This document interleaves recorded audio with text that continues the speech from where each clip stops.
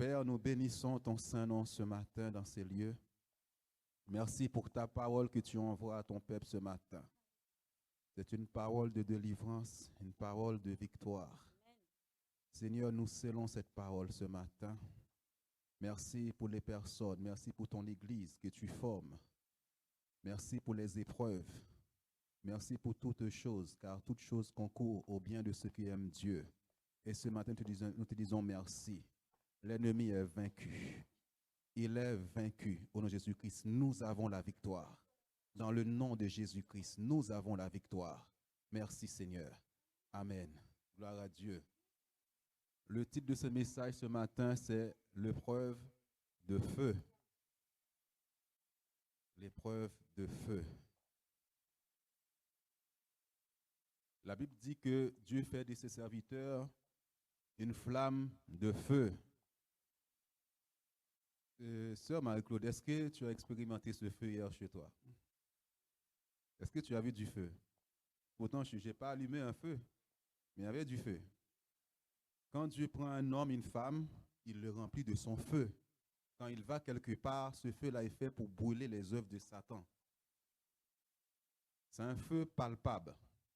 Un serviteur de Dieu, une femme de Dieu doit être rempli de feu de l'Éternel. C'est pourquoi parfois Dieu permet les épreuves dans ta vie. Dieu permet des épreuves dans ta vie pour te former, pour t'équiper, pour te corriger. Un homme ou une femme de Dieu, avant d'être élevé, Dieu le forme d'abord. Et lorsqu'on forme quelqu'un, il passe par des moments difficiles, parfois par des épreuves. Tu dois aimer les épreuves. C'est une bonne chose. Dieu ne va pas te tuer à travers les épreuves. Dieu va t'apprendre la vie. Dieu va t'apprendre la patience. Vous savez, nous ne sommes pas patients. Mais la première des choses que Dieu fait quand il te donne une épreuve, il t'apprend d'abord la patience. Parce que nous voulons que tout aille vite d'un coup. Non. Dieu t'apprend l'espérance. Dieu va muscler ta foi. Dieu va muscler ta foi. Dans l'épreuve, Dieu va t'apprendre à prier. C'est l'épreuve qui pousse quelqu'un à prier. Tu pries, tu pries, tu pries. Et là, Dieu est en train de t'amener à une capacité de prière. Vous savez, si j'ai atteint une dimension de prière, c'est à cause des épreuves dans ma vie. J'ai eu beaucoup d'épreuves dans ma vie. Et ça m'a appris à prier. Ça m'a appris à jeûner. Nous allons prendre Ésaïe, chapitre 43, versets 1 à 2. Ésaïe 43. Je vais lire la parole de Dieu. Ainsi parle maintenant l'Éternel. Vous savez, il y a des moments, Dieu vient, il vient te parler. Il dit maintenant. Aujourd'hui, Dieu vient te donner une parole. Qui t'a créé, ô Jacob. Ce n'est pas un homme qui t'a créé, ce n'est pas une femme, c'est Dieu qui t'a créé. C'est pourquoi moi j'aime toujours dire aux gens, tu ne m'as pas mis au monde, tu ne peux pas m'enlever dans ce monde. C'est Dieu qui m'a placé là, tu ne peux pas m'enlever. Ce n'est pas possible. Celui qui t'a formé, ô Israël, c'est-à-dire que c'est Dieu lui-même qui t'a formé dans le sein de ta mère, qui t'a permis de venir au monde. Ne crains rien, car je te rachète. Là, on a cherché à te vendre, là, on a cherché à te séquestrer, Dieu dit, je viens te prendre. Je t'appelle par ton nom, tu es à moi. Tu n'appartiens pas à quelqu'un d'autre, tu appartiens à Dieu. Je t'appelle par ton nom. Ce matin, Dieu te dit, Nathalie, je t'appelle par ton nom. Inocia, je t'appelle par ton nom. Edith Vertu, je t'appelle par ton nom. Je t'appelle par ton nom. Darlene, je t'appelle par ton nom. Liline, je t'appelle par ton nom. Il te connaît. Alléluia. Continue. Si tu traverses les eaux, je serai avec toi. Si et les fleuves, ils ne te submergeront point. Si tu marches dans le feu, tu ne te brûleras pas. et la flamme ne t'embrasera pas. Il y a des moments dans ta vie, il y a des situations que tu dois traverser. Tu dois les traverser. Tu ne peux pas faire autrement que de les traverser. Tu ne resteras pas dans le fleuve, tu ne resteras pas dans le feu. Et par moment, on va te jeter dans le feu. L'ennemi va te jeter dans un feu. Mais la première des choses que Dieu fait, pour que ce feu de Satan ne puisse pas te brûler, il vient d'abord allumer un feu en toi. Ce feu que Dieu allume en toi, c'est pour d'abord te soigner. Ce feu vient te nettoyer. C'est un feu purificateur de l'Éternel. Il vient changer ta mentalité. Il vient détruire les mauvaises herbes que Satan avait placées en toi. Il fait d'abord un travail à l'intérieur de toi. C'est pourquoi j'ai parlé de la patience. C'est pourquoi ce feu-là que Dieu allume en toi te donne la force de la prière. Parce que ce feu, c'est des épreuves. La souffrance. C'est une souffrance pour un temps. Dieu permet ça. Dieu t'apprend à travers les épreuves à vivre même au milieu de tes adversaires, tes ennemis. Sœur, la vie chrétienne, ce n'est pas un yo-yo. Ce n'est pas un jeu. La vie chrétienne, il y a des luttes, il y a des combats. Si jusqu'à présent tu allais à l'église, tu pensais que la vie chrétienne, c'est comme ça, non. Il y a des combats, mon frère, ma soeur. Dieu nettoie ton cœur à travers ce feu. Surtout la patience. Parfois, ça peut être dans le travail. Parfois, ça peut être dans un problème physique, la santé. Tu es en train de passer par des moments difficiles. Mais Dieu dit, tu ne restes pas, tu traverses. Des fois, tu as des ennemis qui se dressent devant toi comme une porte. Un ennemi qui est là. Mais tu dois traverser cet ennemi. David a traversé Goliath, il l'a abattu.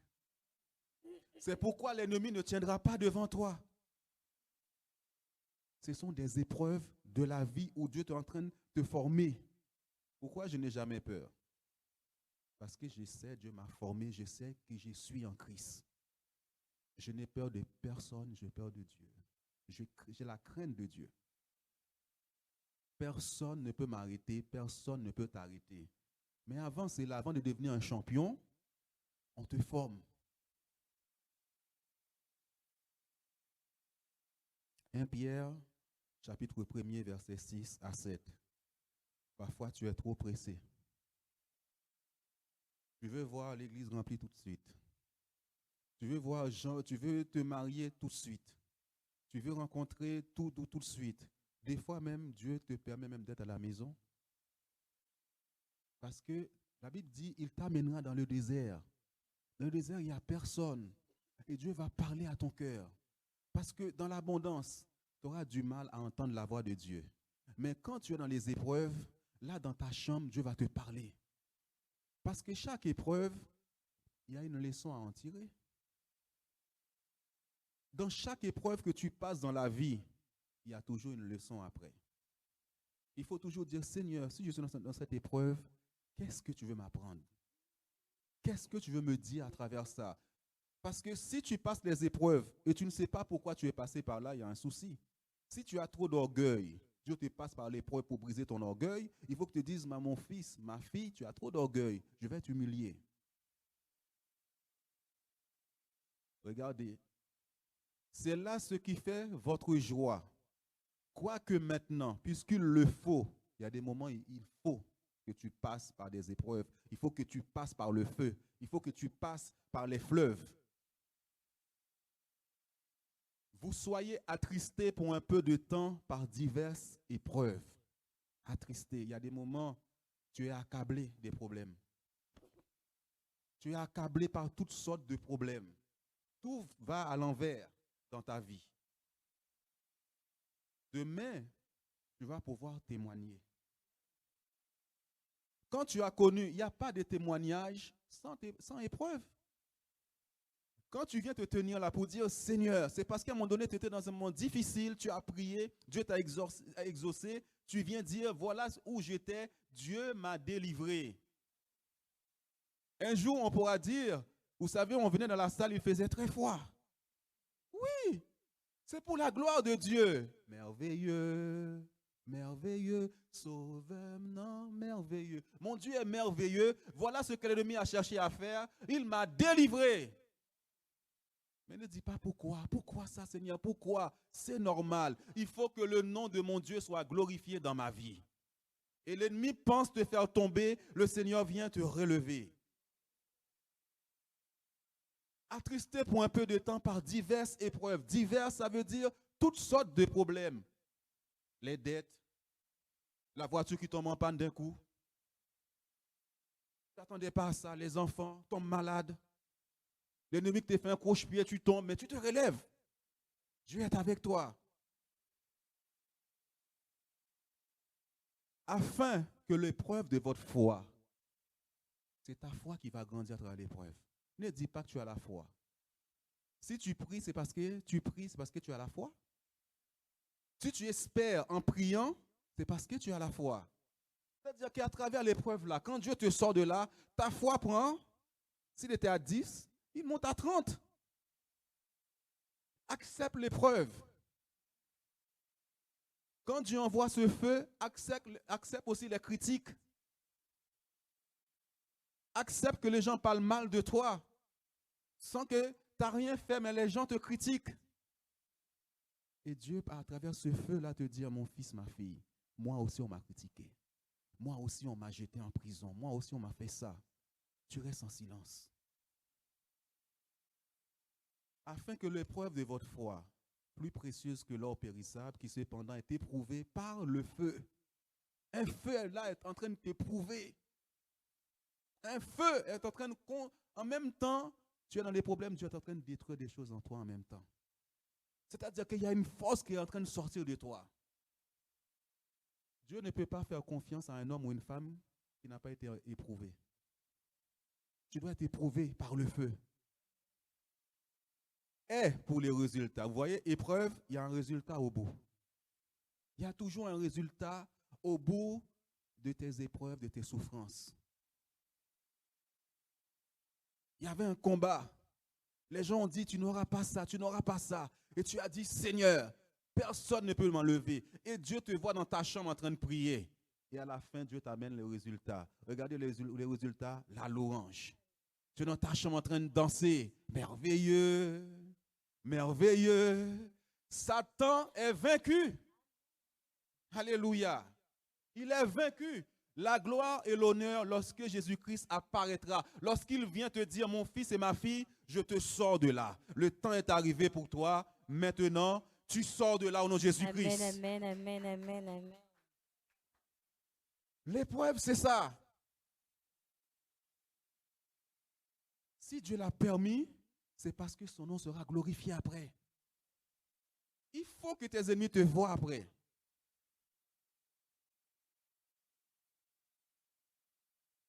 Luc chapitre 10, versets 34 à 36.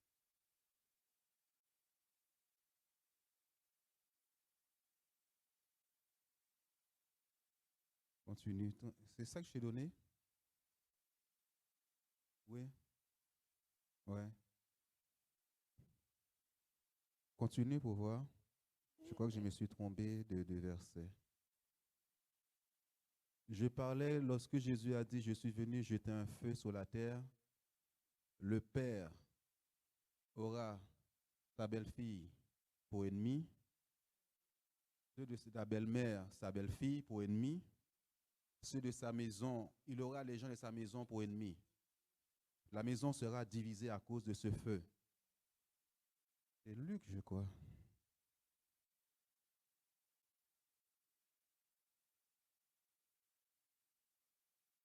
C'est pas ça du tout? Ok, vous connaissez ce verset pour les personnes qui sont anciennes dans l'Église. Jésus dit, je viens jeter un feu sur la terre. C'est-à-dire que Jésus est venu allumer un feu sur toi, Maudelyne. Lorsque ce feu est là en toi, sans que tu le saches, des gens vont se lever contre toi. Des fois dans la famille. On a vu la belle-fille, sera contre la belle-mère. Le père même peut être contre son enfant. Il dit, cette personne aura pour ennemi les gens de sa maison. Parfois, ça peut être dans l'église. Tu as des ennemis. À cause de ce feu que Dieu a mis en toi. À cause de ce feu que Dieu a allumé dans ta vie. Mais pourquoi Dieu permet ça? Pour t'enseigner. La vie, parfois, ton père peut être ton ennemi. Ton mari peut être ton ennemi. Mais Dieu t'apprend à vivre avec tes ennemis. Dieu t'apprend à vivre avec tes ennemis. Tu auras pour ennemi les gens de ta maison. Dans l'église, tu ne sais pas pourquoi, à cause de la puissance de Dieu sur toi, alors que Dieu t'utilise, des gens même sont contre toi. Mais si tu étais dans le monde, tu aurais cherché à te battre avec ces personnes. C'est ça? Luc, combien? 12. Tu peux le... Ouais.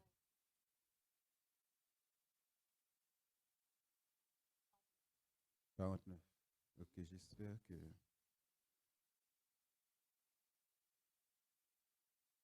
Voilà. Je suis venu jeter un feu sur la terre. Un feu. Et qu'ai-je à désirer s'il est déjà allumé? Continue.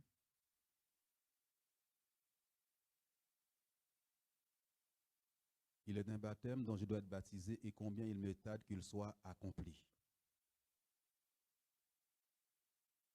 Pensez-vous que je sois venu apporter la paix sur la terre? Non, vous dis-je, mais la division. Ah, ça vous choque, hein, ce verset. La division. Tu ne sais pas pourquoi. Dès que Dieu allume ce feu en toi dans ta maison, celui qui était des ténèbres va s'élever contre toi dans la maison. Tu comprends?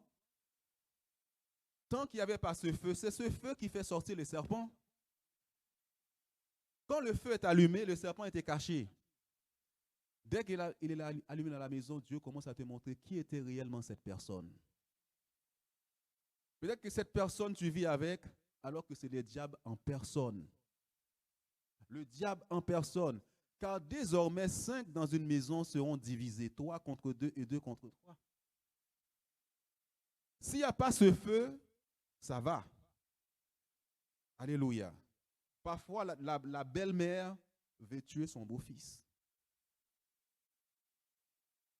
Pourquoi? Pour rien. Et quand tu es en Christ, à cause de ce feu, tu es en train de passer par des épreuves. Tu n'as rien fait avec cette personne, mais cette personne veut te détruire. Le père contre le fils et le fils contre le père. La mère contre la fille et la fille contre la mère. La belle-mère contre la belle-fille et la belle-fille contre la belle-mère. Continue.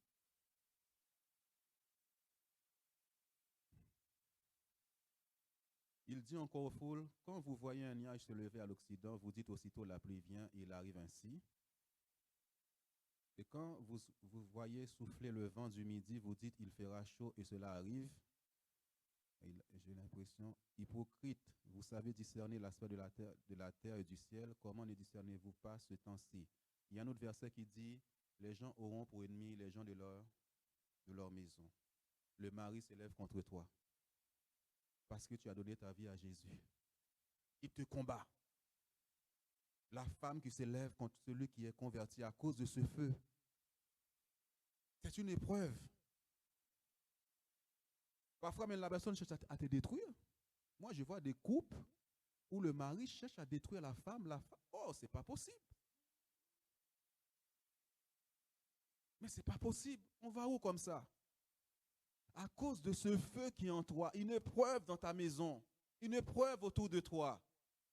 Mais vous pensez que Dieu ne voit pas dans l'église même des complots contre un frère, contre une sœur dans l'église, contre le pasteur. Des fois, c'est le pasteur qui est souvent visé. Hein.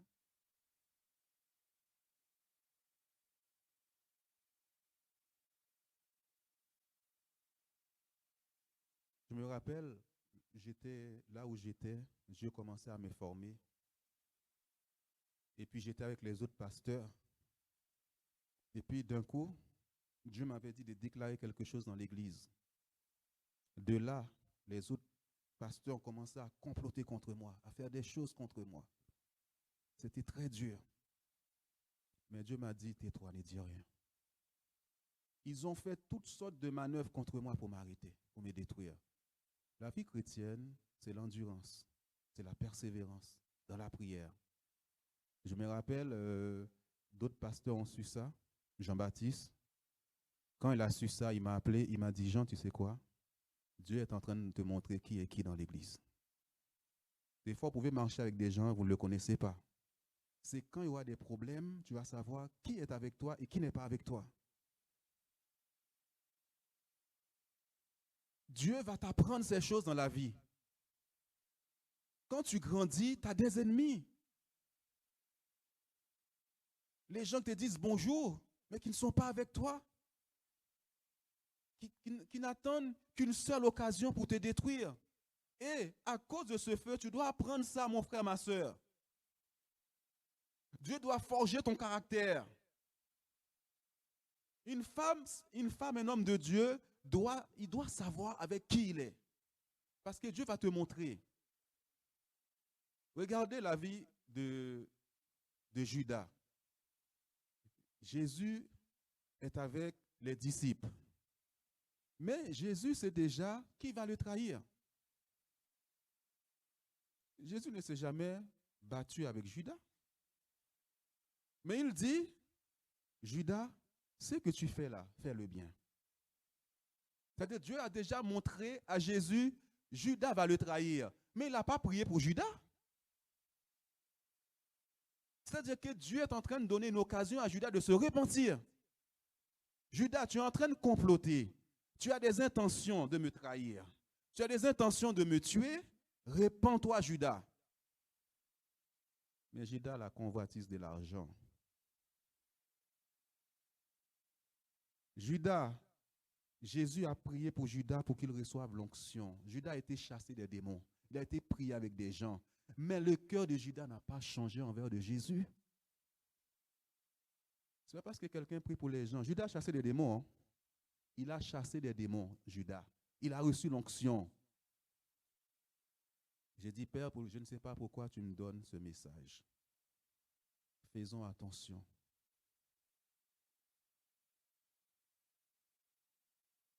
Vous savez, quand quelqu'un cherche à te détruire, la personne peut se repentir une fois, il va retourner encore à te faire du mal.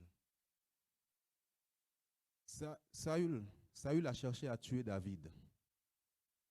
Par moment, David pouvait tuer Saül, mais il ne l'a pas fait.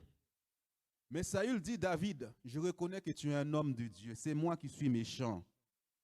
Il se repent sur l'instant, le lendemain encore, il cherche à détruire David. Pharaon, Dieu a frappé Pharaon. Il reconnaît que Moïse est dans la vérité. Il se repent, il dit, je demande pardon. Mais demain encore, il attaque encore Moïse. Il y a des gens, quand ils cherchent à te détruire, Dieu t'a montré ça, fais attention. C'est une épreuve pour toi, mais tu dois être prudent. Tu dois être prudent, fais attention. Judas, ce que tu fais là, fais le bien.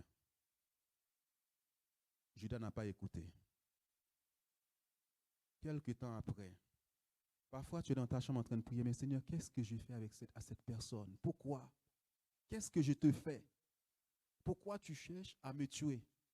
Pourquoi il cherche à te tuer? Pourquoi il cherche à te détruire alors que tu n'as rien fait à cette personne?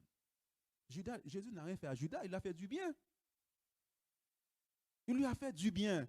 C'est ça la vie chrétienne parfois. Tu es conscient de ce que les gens pensent de toi, ce que les gens veulent faire de toi. Mais Dieu dit, tu dois traverser ce feu, je serai avec toi. C'est-à-dire tu vas traverser toutes ces choses dans ta vie, des trahisons, des complots contre ta vie. La vie chrétienne, ce n'est pas un yo-yo. C'est pour te former. Vous voyez un homme d'État, un président, parfois là, il est entouré d'ennemis. Des gens qui veulent sa place, des gens qui veulent le détruire. Et là, Dieu est en train de te faire grandir. Il va te dire, tu sais, je t'envoie au milieu des loups. qui veulent te dévorer. Mais ils ne pourront jamais te dévorer. Qu'est-ce qui s'est passé après? Dans Luc chapitre 10, verset... non, c'est pas... Luc 22, chapitre 3 à 13. Regardez quand quelqu'un n'écoute pas. Quand Jésus lui a parlé, il dit, celui qui mange à table avec moi, lève sa main contre moi, en parlant de Judas. C'est-à-dire que tu es à table à manger avec des gens, dans leur cœur, ils n'ont qu'une seule chose, c'était de détruire. Mais Dieu, tu le sais. Si tu es un homme, une femme de Dieu, Dieu va te montrer ces choses. Amen. Tu le sais, c'est parce que tu n'as rien dit que tu ne le sais pas. Amen, amen, amen. Jésus le sait, mais il continue à marcher avec Judas. Non. Or, regardez quand tu n'écoutes pas. Jésus a prévenu Judas, arrête. Or, Satan entra dans Judas, surnommé Iscariote, qui était du nombre des 12. Jésus n'a pas empêché ça. Hein? Quand tu n'écoutes pas, Satan est en train de séduire ton cœur par des mensonges contre un frère, une sœur, contre l'église, contre le pasteur. Il va entrer te détruire, Satan. Parce que l'argent que tu vas prendre, tu n'en profiteras pas.